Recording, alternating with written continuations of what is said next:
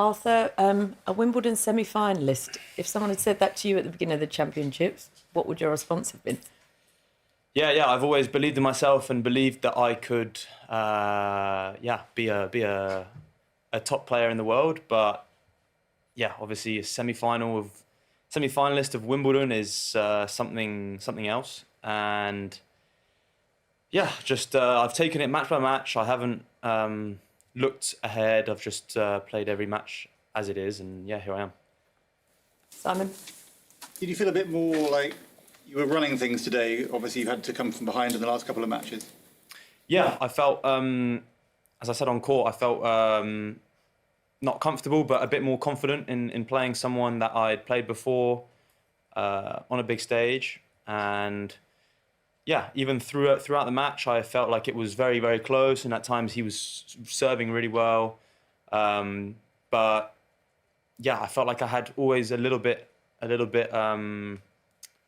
not of leeway, but a little bit of an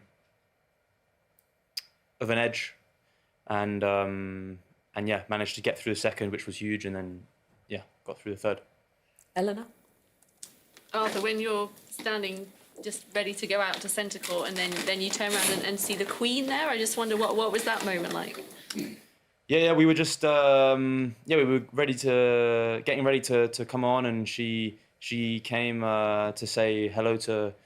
She introduced herself to both me and Flavio, and yeah, I mean it's obviously an honour to play in front of her, and great to meet her. She had some really kind words for me at the end as well. So yeah, playing in front of tennis legends and now the Queen, so it's special, yeah. Charlie? You look like you carry yourself with a huge amount of self-belief. I just wondered, how you're feeling about playing the semi-final on Friday. Yeah, that's just what I've tried to do for the past 10 days. Just believe in myself, do the best I can do every match. Give myself 100% and see then where that will take me. And yeah, today especially because I've beaten him in Australia, so I knew I could do it, and yeah, I did. This is maybe less of a surprise to you than it is to everyone else. I mean, today's match maybe. I really felt like I was nervous because I really felt like, although I was in the quarterfinal for the first time of a slam, I felt like I could really beat my opponent of the day. But then, yeah, more globally, no, not really. Matt? Hey Arthur, we asked you, I think, earlier on about the notion of being the last Brit standing. I think that was just after the third round, and you sort of, said it wasn't really anything in your mind, but that was the third round. Now being in the semi-finals is quite different. Are you starting to get a sense of the kind of national significance of this run? Carrying the hopes of the nation. Yeah, I'm starting to. Yeah, it's only gonna grow match after match that I win. But at the same time, it's good that I don't have 2 weeks before my next match. It's gonna keep coming fast. So that's good in a sense. I'm not looking too much at social media. Just staying in my bubble and yeah, just carrying on.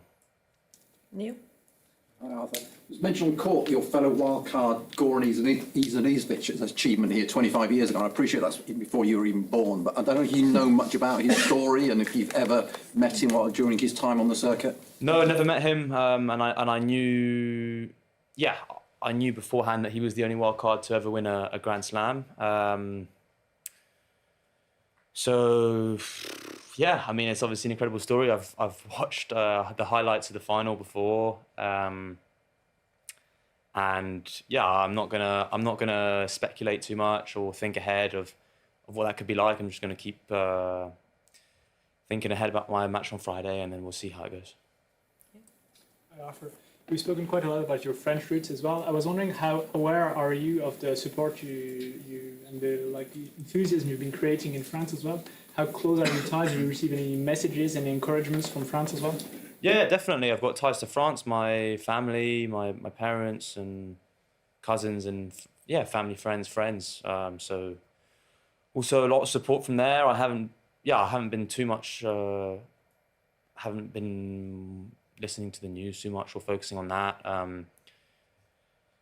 But yeah, obviously I play for Great Britain, and being here in London, I really feel the support of the British public more so. Yeah.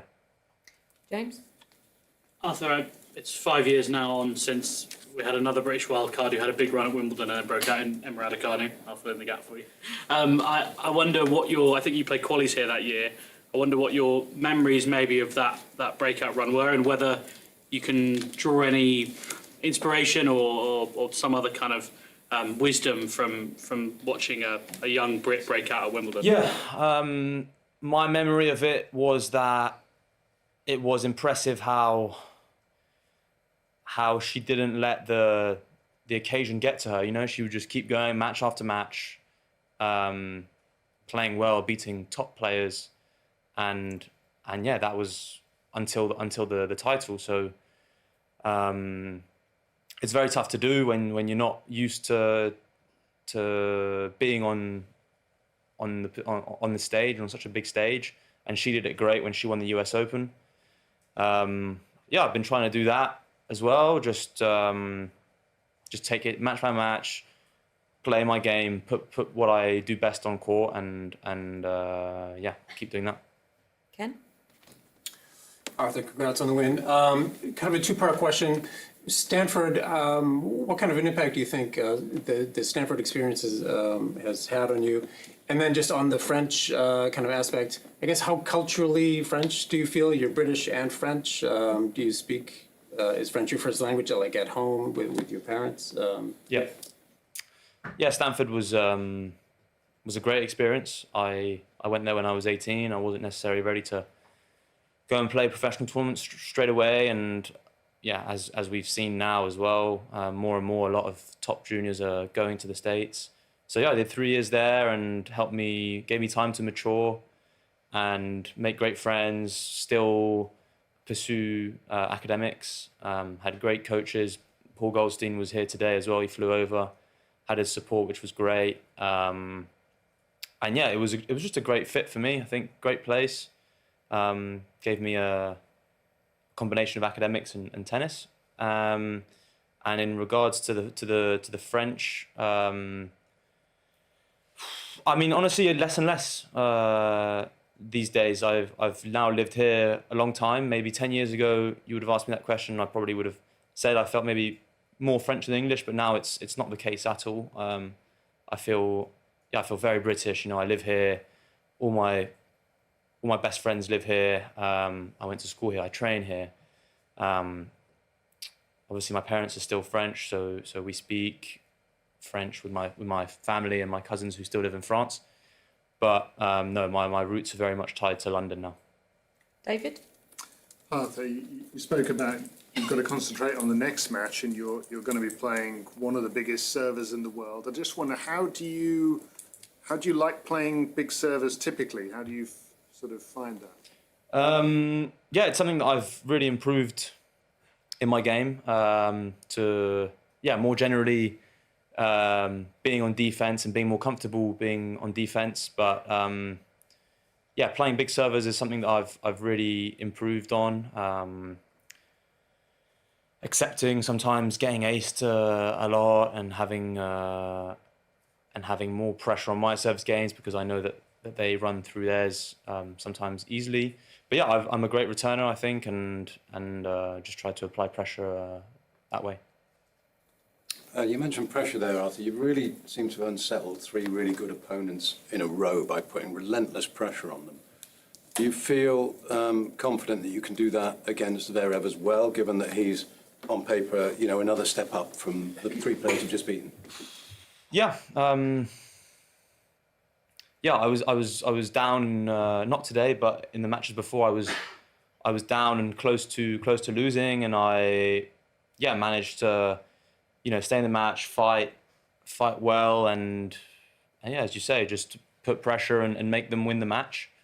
Obviously, I have the crowd behind me here, which is a huge help, especially on centre court when you've got so many people pushing me. I think I've been trying to use the crowd to my advantage in important moments, just to add a little pressure maybe to the opponent. So yeah, I'll try and do that again at moments that feel right on Friday. Congratulations. There's a British junior, he's Welsh actually, that's a wild card that's in the quarterfinals tomorrow. I'm wondering what advice you would give him. Sorry, I didn't quite hear you. Did you say the wild card in juniors is also a Brit? Yes, he's from Welsh. He was not expected to be where he is, Okay. and he's in the quarterfinals. So what advice would you give him? And he's also going over to the States for college and then going forward. Yeah, it's, that's great. I didn't know. It's great for British tennis. Happy for him as well. I mean, I haven't seen him play. I don't know anything about him, so it's tough to give him advice. But yeah, I mean, on that scale of juniors, there will be more attention, I guess, on him as well, and more pressure as the tournament carries on for him as well. So yeah, just not get taken away in the excitement and the distractions of moving forward in the tournament, and just stick to your game. Yeah. At the back. I just read that some of your earlier coaches from university compared you with Kai Nishikori. I just wondered what you made of that comparison, and if you've got any other comparisons. I mean, it's a good thing to be compared to one of such a great player like Nishikori.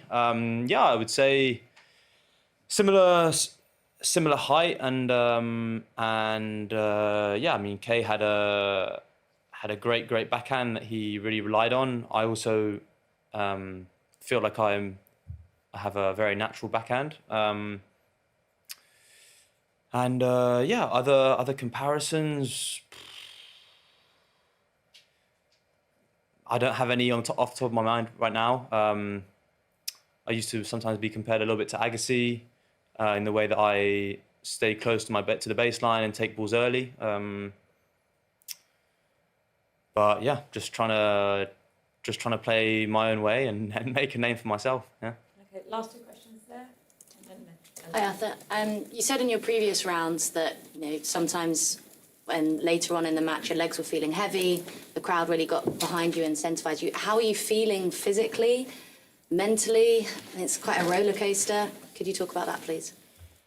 Yeah, it was hotter today, and I felt it. Definitely, it was good that I only played 2 hours and a bit, which was nice for the recovery. But yeah, I feel tired. I feel mentally tired, physically, but that's been the case for the past 5 days, and that's also something that that's really grown my confidence. Is that I now feel like I can play. I can play even when I'm tired, even when I'm stressed. In any conditions, I feel confident in my game, and I know that I can just go out there and compete.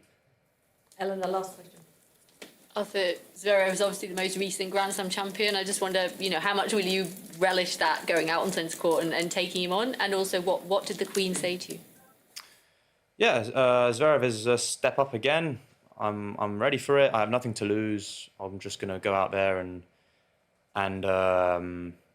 yeah, just put my game on the court, do what I've done, believe in myself, and we'll see where that takes me. And yeah, the Queen just she was waiting for me out at the end of the match, and she congratulated me. I told her how much of an honor it was for me to play in front of her, and yeah, she just said, "Congratulations, keep going." I told her it was my birthday on Sunday, so it'd be great to play the Wimbledon final on my birthday.